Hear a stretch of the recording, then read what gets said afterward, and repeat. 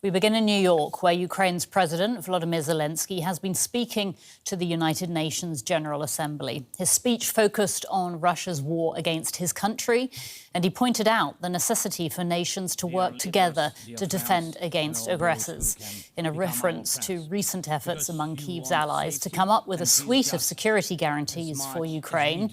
He began his address by saying, "Only strong alliances, only strong partners can guarantee security."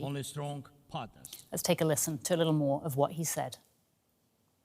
Excellencies, you know perfectly well international law doesn't work fully unless you have powerful friends who are truly willing to stand up for it. And even that doesn't work without weapons. It's terrible, but without it, things would be even worse. There are no security guarantees except friends and weapons. No Ukrainian choice this kind of reality. And knowing our people, they would have chosen a different priority. Ukrainians are peaceful people, but they are people who want to live freely in their own independent country. That's why we invest in defense. For many nations, there is simply no other way left. Nations can speak about their pain from stages like this, but even during bloodshed, there isn't a single international institution that can truly stop it. That's how weak these institutions have become. I spoke to DW's Karolina Chimoy in Kyiv after President Zelenskyy made that address, and she told me what Ukrainians think about what he said to the UN. Well, everyone knows here in Ukraine that this is a very important opportunity for Ukraine's President Zelenskyy to present himself on an international stage, to present again Ukrainians' case and how important this is not only for Ukraine, not only for Europe, but for the whole world. We're just listening to what my colleague Benjamin Alvarez was saying from New York, and that is precisely what Zelenskyy called up to these international conflicts. He also referred in a very specific way to how important the drones have become in this war. There are being drones built every week, not only in Ukraine, but also on the Russian side. And he said also countries with less financial resources are now able to afford these drones also for criminal aims, for criminal goals, like, for example, terrorist groups who are able to buy drones now, or even drug cartels from Latin America.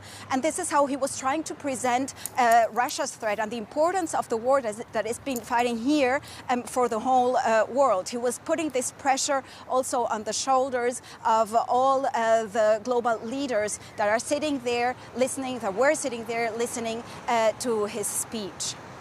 And Karolina, just talking about the sort of the critical tone or criticism of the UN, Zelenskyy has been critical of the UN in the past. Does this reflect a frustration with the UN also among the Ukrainian people? It definitely does. It is not the first time that he's showing this frustration towards the UN. Let's remember his first speech when the war started in 2022. That's when Zelenskyy stressed Ukraine's right to defend itself, and that's also when he presented his own peace plan. And then 1 year later, in 2023, he turned to the failures of the United Nations, saying that Russia's veto in the Security Council was making the whole institution powerless, and that the United Nations would need a reform. And this is precisely what he has been mentioning today. Again, also something that he mentioned today was the global risks of the nuclear power plants. For example, Zaporizhzhia, that is still being attacked here. Just the day of yesterday, there was a big attack on Zaporizhzhia, and that this would also mean a risk for the neighboring countries, not only for Ukraine. And what about President Trump's out-of-the-blue suggestion that Ukraine should be able to get back all of the territory it has lost to Russia? How are officials in Kyiv reacting to what Trump said? Officials here are cautiously positive. Of course, this is an important turning point in Trump's rhetoric towards the war that is going on here, because only a couple of weeks ago, Trump said that it would be Ukraine who would have to give up a territory in order to achieve peace. And yesterday, he was saying just the opposite, that Ukraine could win this peace and also get back all of the territory that it had even in 1991, meaning also Crimea.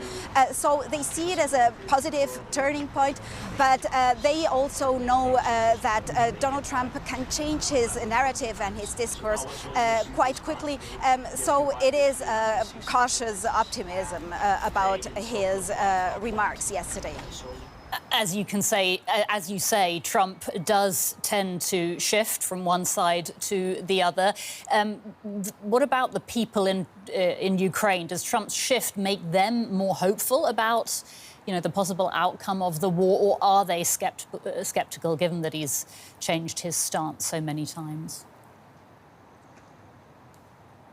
We were talking just a couple of minutes ago to people who are walking around here in Maidan, and a lot of them didn't even hear the news yesterday or didn't even know about Trump's statements because they are also worried about the everyday problems here, like the rising costs of energy or the rising costs of food. This is the things that they're worried about. Many of them have friends or family members who are fighting right now at the front lines, and the echo, the impact of Trump's words in New York don't really have an immediate effect, an immediate impact on the front lines.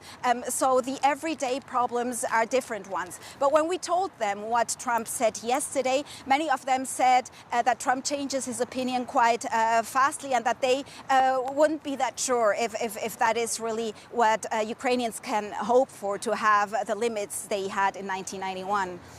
Karolina, thank you so much for that update. That's DW's Karolina Chimoy reporting from Kyiv.